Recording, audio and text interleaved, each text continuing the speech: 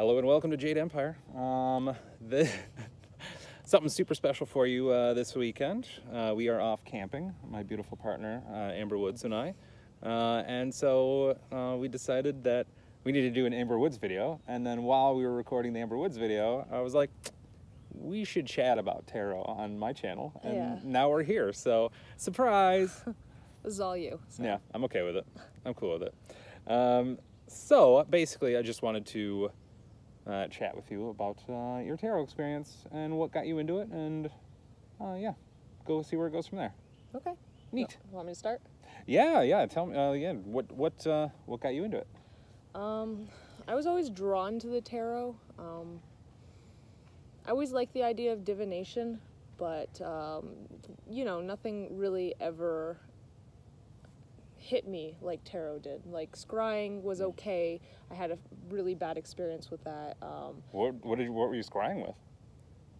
A pan. A pan. Oh, a pan with water. A black pan filled with water. Hey man, whatever works. Yeah. That's right. It worked, but I was a baby witch at the time, and I didn't shield properly, and ended up bringing in some pretty scary visions that I was just like, and I'm done. Not prepared for. Yeah. Did it freak you out for a while? Yes. Yeah.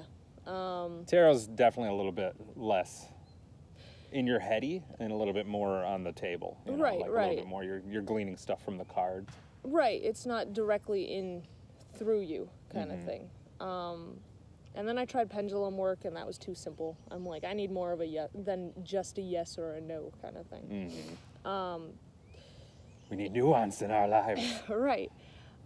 And I've been journaling, I've been journaling pretty frequently, and by frequently I mean like 5 to 7 days a week.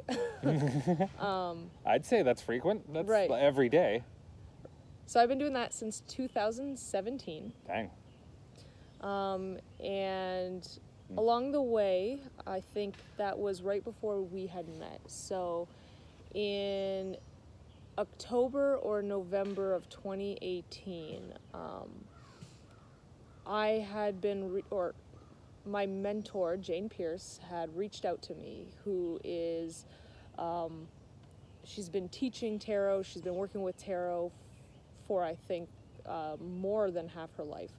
And she reached out to me and was like, we have classes right now at the She Hive going through, which is in Ferndale, and I love that name, the She Hive. Yeah, that's so good. It's awesome. So it's like this, it's this company and group that creates a community, and they have different things for women there. So this is just a woman thing, and they have like mastermind groups, they have book clubs, they have burning ceremonies, they have learn tarot, they have anything from like dieting to like new parenting and stuff.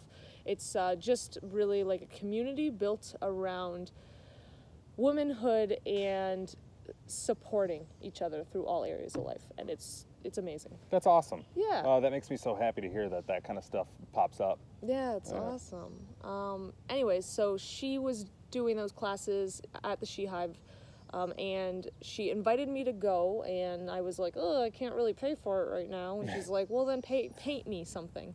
So we just swapped services. Paint me like one of your French girls. I hope not. That's an area of... That's a bit too much, huh? I don't want to get there. Yeah, fair enough. Not with my mentor. Yeah, no, that's fine.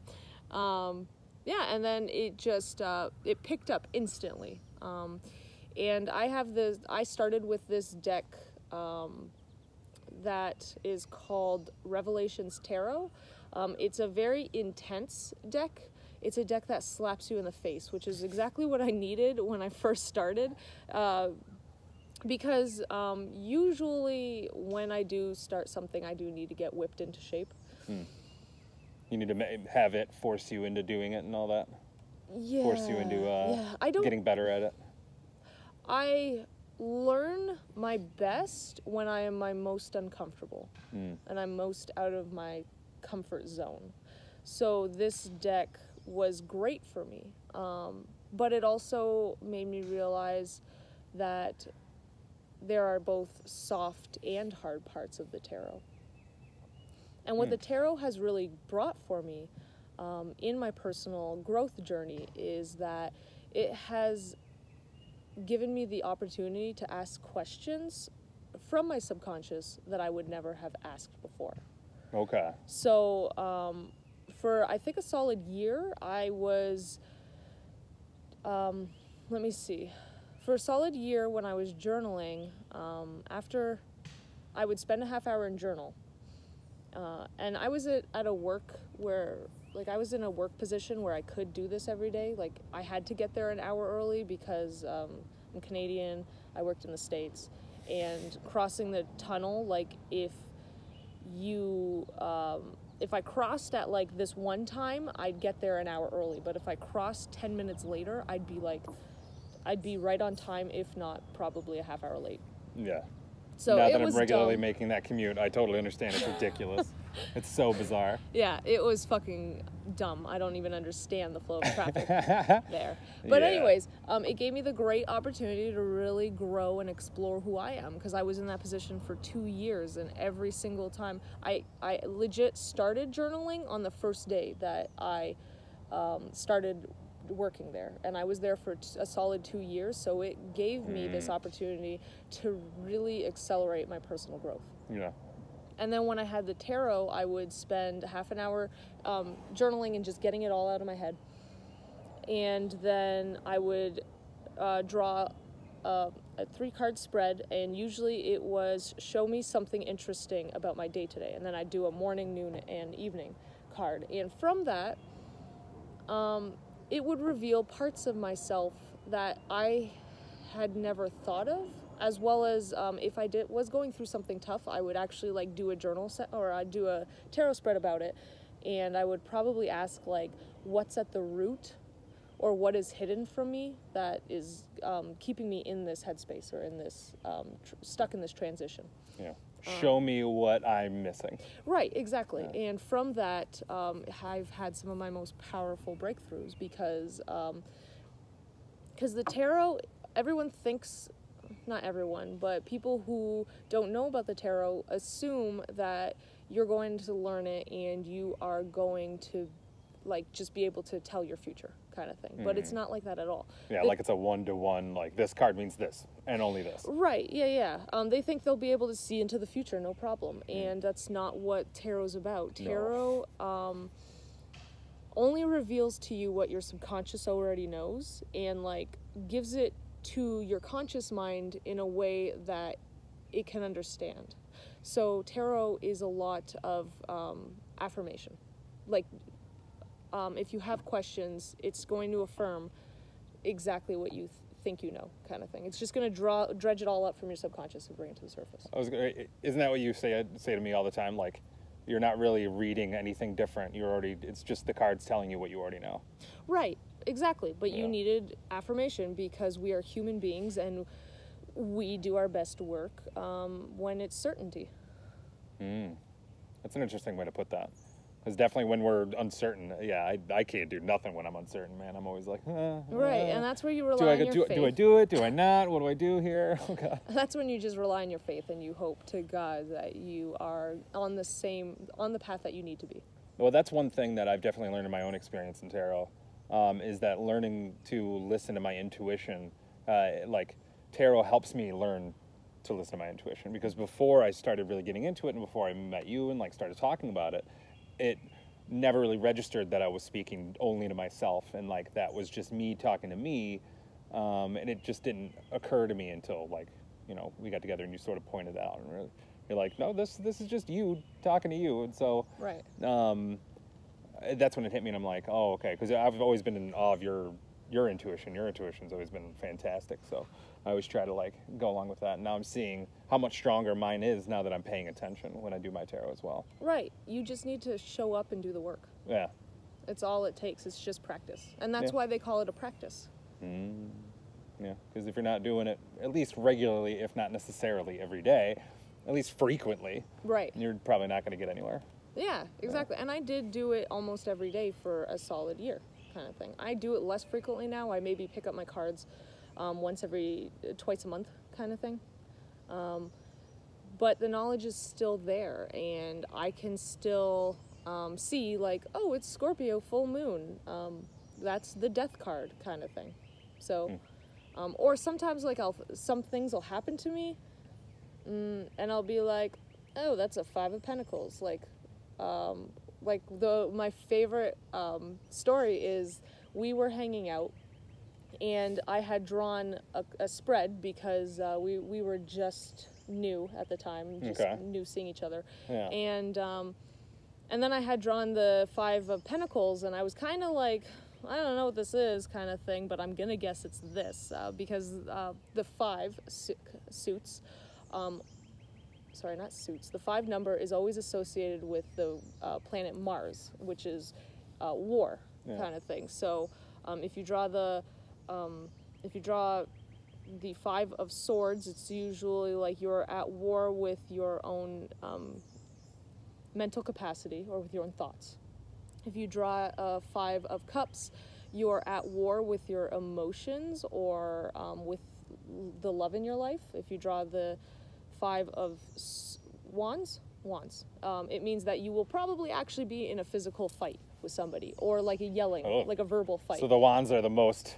Because Wands is like passion. It's the fire suit. It's everything that is physical in here, and that's where you're like, okay, I need to make this happen. It's action in form. Correct. It's sex, it's passion, it's action. Yeah. And then the 5 of Pentacles is at war with your finances or your job or your house kind of thing. And I didn't know what it was, and then later that day, you had lost your wallet. And I was like, oh, I remember that. Okay, now I remember. I was like, okay, so that was what the 5 of Pentacles is. There it is, and for interested parties, it was lost in the hem of my jacket, so I don't know. It was gone in there for like a good several hours, I think. Right. I got rid of that jacket pretty quick. Right, yeah, if you lose money in it. At that point, no, it was way more than just, it was my driver's license, my passport, and it was everything. Right. Yeah. Yeah, so a lot of times I will, living now, my day-to-day life, I'll get into situations where I'm like, oh, this is just like this card kind of thing. Yeah. Oh, okay. So like as you're just going throughout your daily life, you just think of the tarot? Yeah, I'm just reminded of tarot cards. Oh, that's cool. Yeah. Nice. Right on. Yeah. So I guess before we end it, since we've been doing this for a minute, I guess what would you say is the number one thing for like someone just getting into tarot to like do, or to what information would you like to impart on anybody who's just trying to get into it? You will get the same. It's funny when you ask that, everybody gives the exact same answer because it's the way to do it. When you first get the tarot, throw away the book. Or just like hide it. Yeah, just don't use your book and just draw a card a day. And start it out, break it down. So the way that I had been taught to do it by my mentor, Jane, is first focus on just the suits. So learn about what does swords mean? What does wands mean? What does cups mean? And what does earth mean? Sorry, pentacles mean. And I confuse that with the elements because they are all connected to the elements. So wands is the element of air. The fire suit, the cup, sword, no.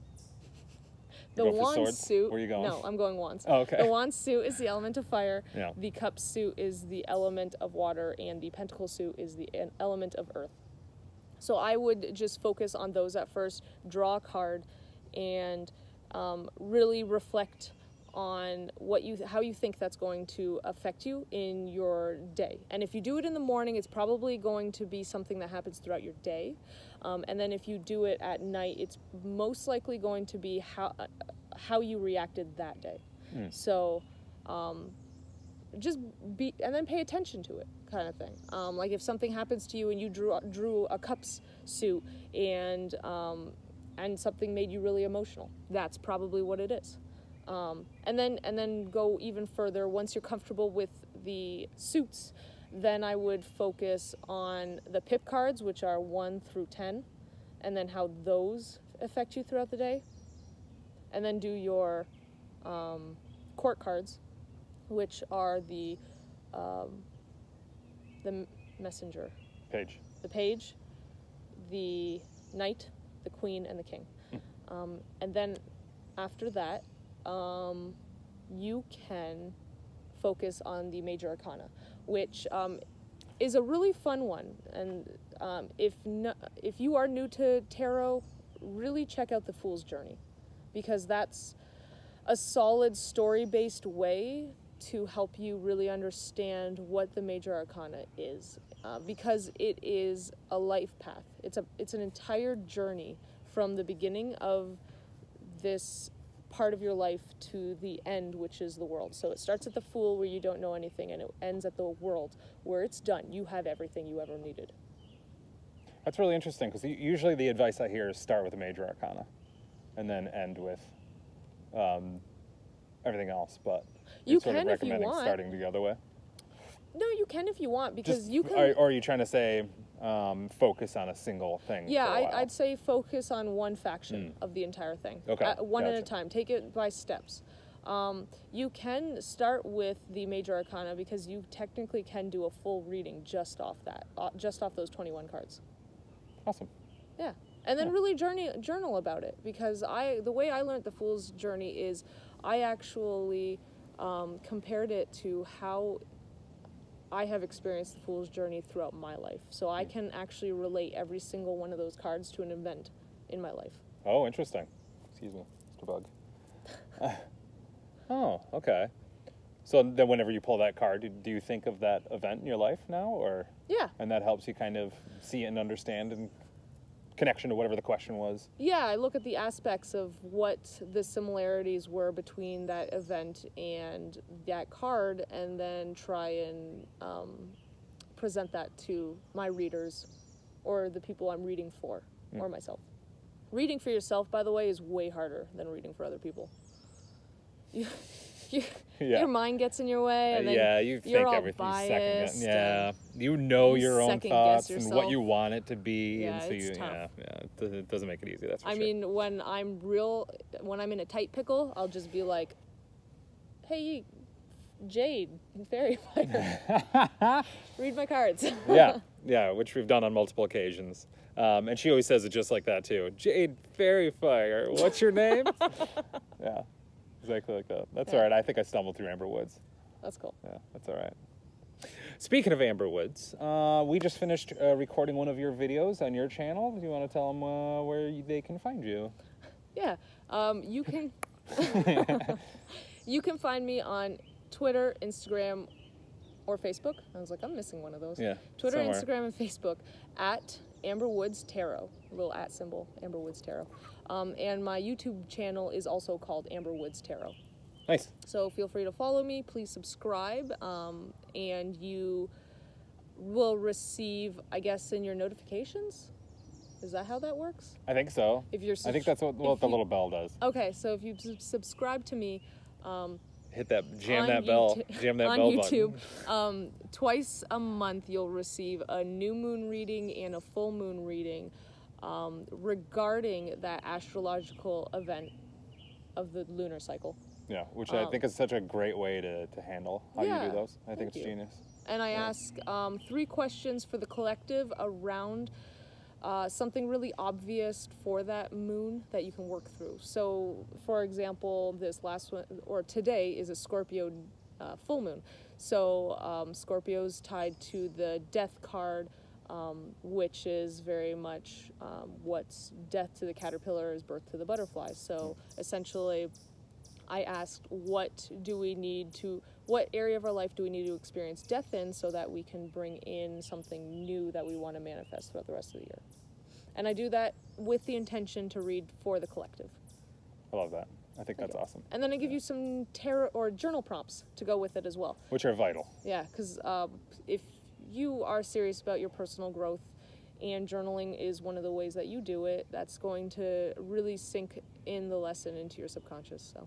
Nice. That helps. Well, thank you very much. I really appreciate you coming on to my little channel. Thank you. And chatting about stuff. Appreciate it. Definitely go check her out. She's awesome. If you like to hear this conversation, we actually did the Fairy Fireflies podcast together, which will eventually premiere on Patreon at some point in the future. So definitely check out my Patreon if you could, please. If you want to hear more from us, definitely it'll help us out. You can also find me, Jade Fairy Fire, here on YouTube, at Reddit, Twitter. Yeah, I don't think I use really on Twitter all that much, if I'm going to be 100% honest with you. You're on Instagram, though. Instagram's the big one. That's the one. Thank you. And Facebook as well. Correct. Yeah, I know my own. It's great, you guys. This is going wonderful. Yeah.